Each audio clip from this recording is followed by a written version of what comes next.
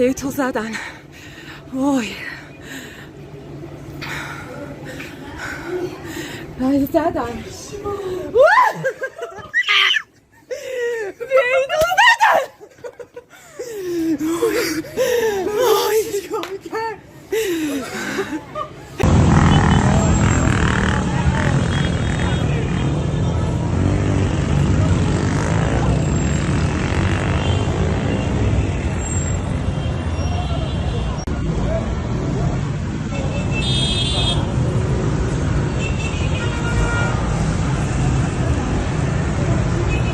دریاتی همین الان بیبی داله اومد.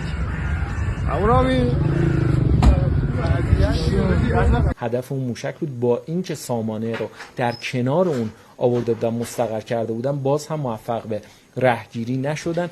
الان بیشتر از همه وحشت در داخل سرزمین‌های اشغالی متوجه شهرهای بزرگشه. من قبلا هم گفتم حیفا و تل‌آویو پیشتر هم توی جنگ 12 روزه نشون داده شده بود و اثبات شده بود که نتونسته بودن پناهگاه‌های امنی رو ایجاد بکنن، با اینکه اونجا اصابت موشک‌های ما به صورت دقیق به اهداف. بیتو زدن حرومیا یا ابوالفضل صاف کردن.